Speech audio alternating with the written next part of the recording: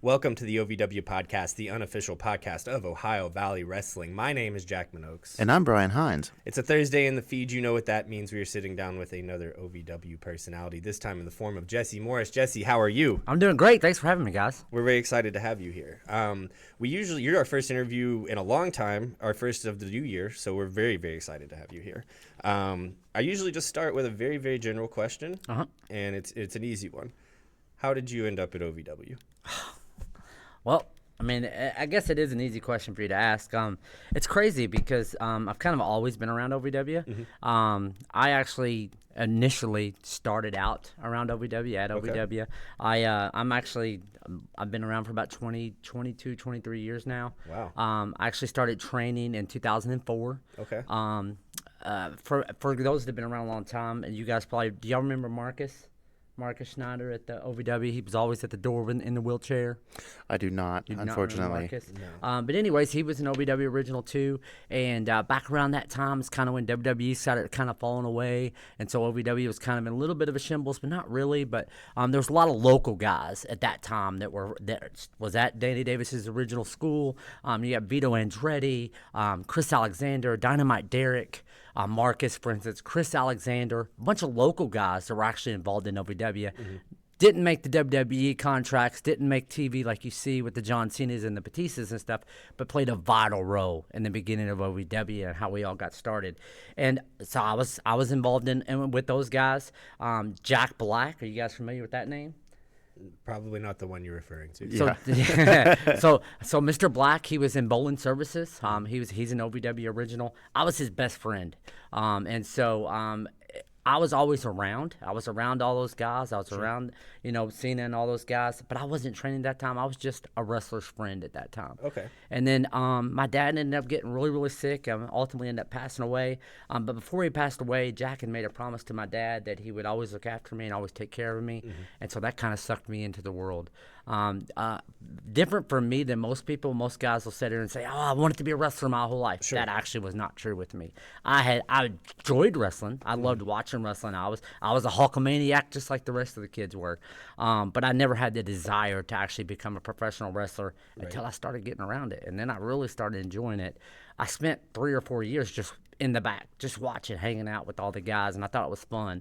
And the brotherhood and the camaraderie that you get with all those guys, I fell in love with it. And before I know it, I was ended up training. And the reason I bring Marcus up is because Marcus and Chris Alexander actually started a promotion called CCW here locally in Louisville. It was in Portland, Kentucky. And all the guys that I just mentioned to you, the Dynamite Derek, Vito Andretti, Jack Black, even Smooth Johnny Spade. You guys are familiar with that name, right? Smooth Johnny Spade? He's an OVW original. I think I've heard of him. Yep.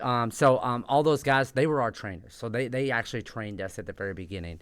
And then, of course, in 2004, moved over towards the OVW ring and started doing things at OVW. And then throughout the years, I was in and out of OVW. Sure. But what led me actually to be an agent at OVW is actually back. I actually got sick. I got extremely sick, and ended up needing a liver transplant. Those that follow my story now probably are familiar with that story. But I had been around OVW. I was, a wrestler, of course. I've been a wrestler for the 21 years. And once I started getting sick and I realized I couldn't do it no more, this was back in 2021, I guess it was. No, 22. So very recent. Yeah, so very recent. Very recent when I started getting towards my sickest. My transplant was on July 23rd, 2023. But obviously I was sick for 5 or 6 years prior to my transplant. And so once I started getting really, really sick and I realized I wasn't going to be able to do it no more, under the contents that I was dying, which I was, wrestling saved me. Wrestling is what's kept me alive. It's always been my escape from reality. I went to Al Snow and said, "Listen, I can't wrestle. I can't. But I want to do this. I want to be a part of this." Yeah. And Al actually gracefully took me in, started teaching me the ropes, helped me, develop me to become an agent, and that's what's led me to where I'm at today. And I owe so much gratitude to Al Snow. He don't know how important he was in that time for me to actually help keep me alive and actually keep me a part of the business, and I'm forever grateful for that. That's amazing. I do want to circle back to a couple of things.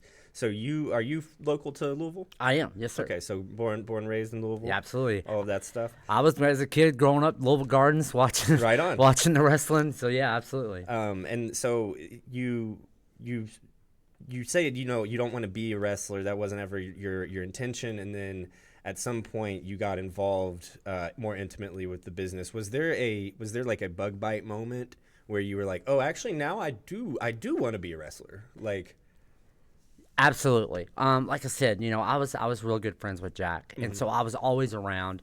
And then hanging around the guys at that time, I was just a snot-nosed punk kid. I really was. Okay. And one of the things so about how old are you at this point? so I'm talking 20, 21 years old. Okay. To me, that's still kid. I know some people may think otherwise, but so I'm talking 20, 21 years old. I was you know, I was never a bad kid, but I was never a good kid. I was just kind of, you know, who I was. And wrestling teaches you a lot of respect. And so I learned that often, and I learned that early. It was really hard at the beginning, but once you get past that hard-nosed, respect gaining, respect earning phase of this business, there's nothing like it. Yeah. There is literally nothing like it. It's my drug of choice. I've never done drugs a day in my life, and wrestling is definitely my drug of choice. And once you get wrestling in your blood, there's no going away from it. There's just not. Here I am, after transplant, and I'm trying to get back in the ring again. Yeah. Like, it's just, there's something about standing behind that curtain, your music hitting, that adrenaline pumping. There's no other feeling in the world like it. No, whenever you get to do something that not only you're passionate about, but you get a genuine reaction out of people, and you get that blood boiling underneath you, there is nothing like it. There is not. I've never wrestled, obviously, but I did plays or played in bands and stuff, and I'm very familiar with that sensation that you're talking about. It's impossible to replace. It absolutely is, 1,000%. So fast forward, I guess, touching on how you're at a really low point in your life, like literally dying. Yes. And so did you reach out to Al before your transplant or after your transplant? So this was before. Okay. This was all before transplant. Because before transplant, obviously, when I got sick, I actually got sick in early of 2017. Okay. So the end of 2016, early 2017 is when I got sick for the first time. And then the condition I had was called primary sclerosing cholangitis, which is a disease in your bile ducts that basically inflammation builds up in your bile ducts. And what would happen is it would cause pressure into my liver, and which ultimately ended up causing me to develop cirrhosis of the liver. And so I had always been around wrestling. I'd always been a wrestler, and I still kept pushing it. I still kept wanting to be a wrestler. Sure. But then once it got to the point where my body was literally just shutting down on me, I knew there was no other choice. I actually had a match and left my boots in the ring. Wow. That's got to be heartbreaking. Very heartbreaking. Yeah. Very heartbreaking. It was the hardest choice I ever had to make in my life. I'd always told myself, though, I never wanted to be a shell of myself. If I couldn't give 100%, I didn't want to do it. It was the hardest thing I've ever done in my life. But at that time, I was dying. I really was. And when you're on the front side of the transplant and needing a transplant, you just never know if that call's going to come. You never know if you're going to actually make it to that transplant. And so I'd come to the conclusion that I was going to die. And once I come to the conclusion I was going to die, I knew there was no way I could live without wrestling, and I knew for years and years and years, wrestling had always been my escape from reality. You know, through divorces, through you know everything that happens in life along the way. Wrestling's always been my sanity. It's always been my way to be able to escape from who I really am, to be able to be this character and be this persona that was larger than life, and so. And then, obviously, once I made my way back to OVW again and I was wrestling there at OVW, I knew there's no other way better to be than under the learning tree of Al Snow. Right. And I've learned so much. It's crazy because I've learned so much in the last 4 years than I ever did in the first 17 years of being in the business. Al Snow is just simply amazing. There's no other way to it. I'm not going to just blow a bunch of smoke up his tail. He'll give me crap for that. But it is true. It absolutely is true. And I'm forever grateful for everything he's done for me. So when you're in a situation where you've accepted, like, man, this might be it for me. I might be on my way out. We're now several years removed from that, few years removed from that. What is a lesson, or what is something that you've learned having to admit, hey, it's not looking good for me, and now we're on the other side of it? What's something that you took away from that experience? Gratitude. Absolutely. I am so grateful for every single day I have on this earth. And you take for granted the little things. It's the little things that you just seem to be able to take for granted unless you go through something like I've went through. I am forever grateful for every single day. I live by a motto now. I say it to if you follow me on my social media, you'll see it. I say, make today better than yesterday. And I live by that motto. It's not just something I say, it's something I do. And it's helped me even from day one from my transplant. I mean, it was a strong, long recovery. Like it took me a while to get to a point where I was like, okay, life is great again. But right after my transplant, about 3 days after my transplant, coming off the ventilator and such, the surgeon had came in and talked to me.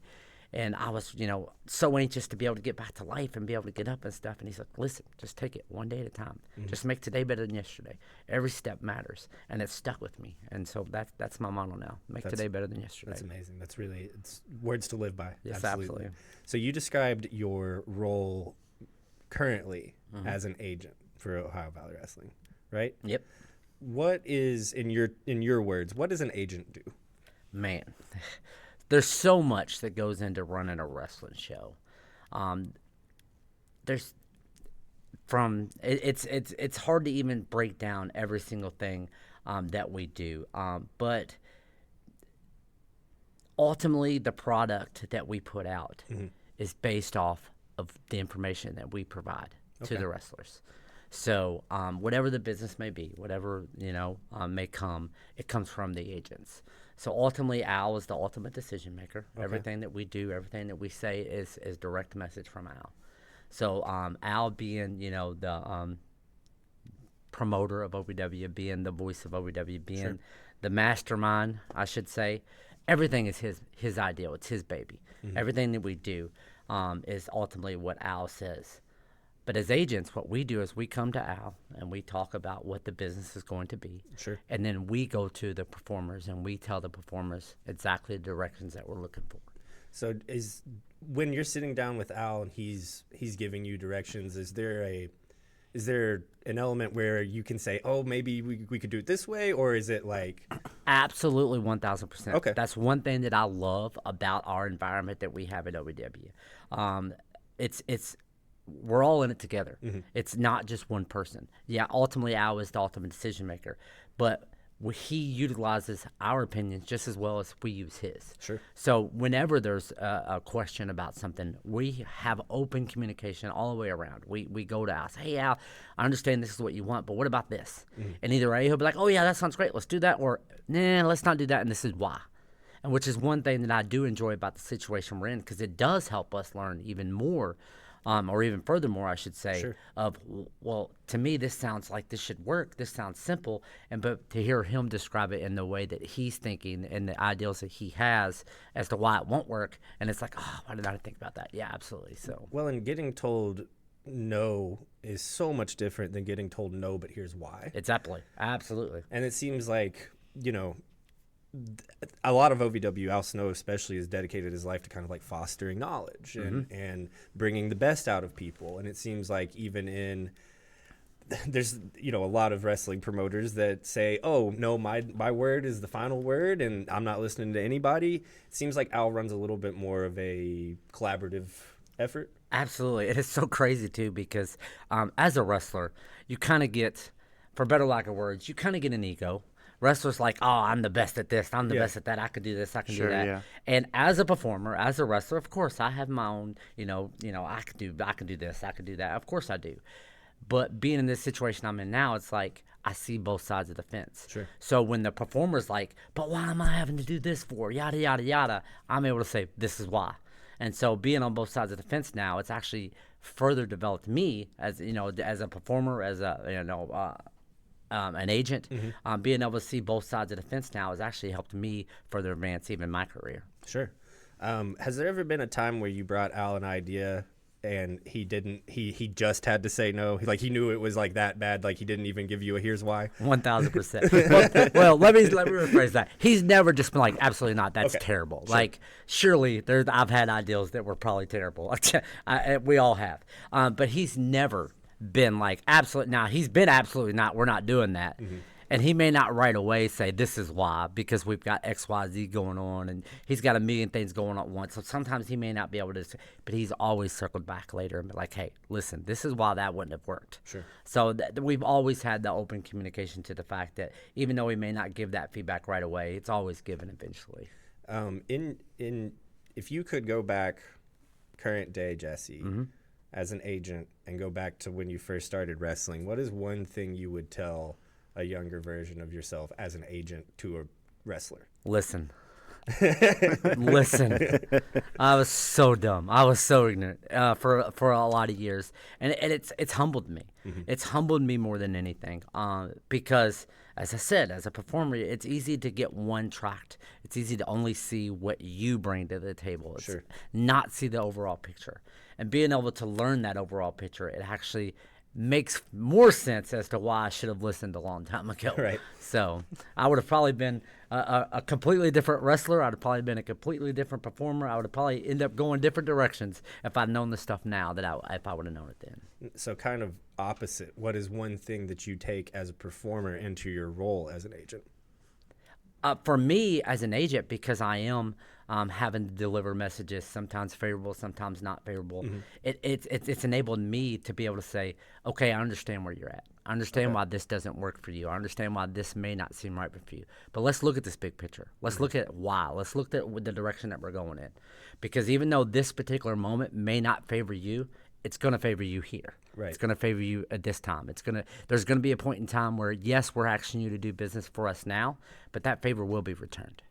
And so there will be a place where you'll be able to say, hey, I did that for you. Now it's your turn to do that for me. Is it hard to convince people of that sometimes? Like, is it hard to say, you've got to trust me? Like, we have a plan? Absolutely. 1,000%. But performers, as wrestlers, especially younger in your career, it's easy to be able to be like, no, listen, I know I could do this. I deserve this. And at the end of the day, nobody deserves you. Nobody deserves anything. Okay. Like, you're not guaranteed nothing in life. Just take what you can get and run with it. But it's hard not to see that when you're on the one-track mind of the only thing that I'm worried about is me getting a WWE, me getting a contract, me getting this. It's easy to not say, okay, what's best for everybody. Sure. So, Brian Hines, how are you doing over there? I'm doing good. How are you? You got anything you wanted to? Sure. Of all of the ups and downs that you've talked about today, what's been your fondest memory as an agent and as a performer? So the fondest, and it's not necessarily just a specific moment. There's nothing like seeing the ideals that you create play out on the screen. As a performer, going out and doing it, yes, it feels great. Yes, Sure. It feels great getting those reactions. But to be able to watch a story unfold and get the reaction you were hoping for, or get the moment that you were hoping for, it's unbelievable. Sitting behind the curtain with the headset on, watching it play out on the screen, watching the exact moment that you know is coming happen, it's unbelievable. Once again, I've said there's no other feeling like standing behind the curtain, but there actually is. Standing behind the curtain and watching it happen is amazing as well. And I'll be honest with you, at OVW, I'm extremely lucky because we got some of the best talent in the world. Yes. It's easy to take somebody that's really good at what they're doing and say, hey, let me watch you do this. It's so much easier. I mean, obviously, everyone has their growing pains. Everyone is at a point. I mean, we're a training school. At the end of the day, we are a training school. We are a trade school for professional wrestling.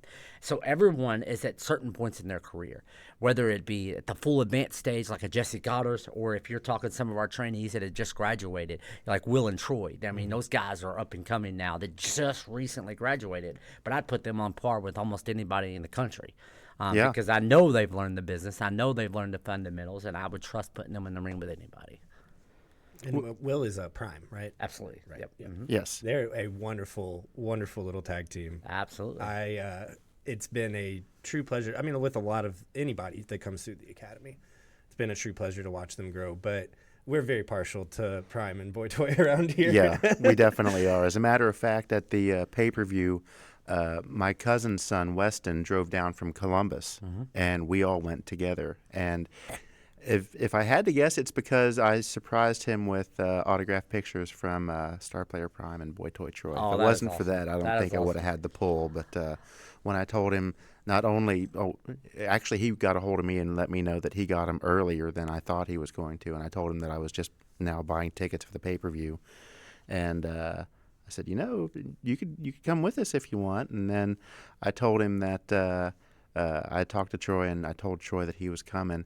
And that sealed the deal right away. He's like, "Oh yeah, I'm so there." And he had such a wonderful time. The look on his face when Troy hit the Rumble, and just being able to share that with my son and other family members, it really meant a lot to me. And for the same reason, I got to see something that I enjoy, and I got to share that with other people in my family, and it was a really good experience. And I love those two guys. Absolutely.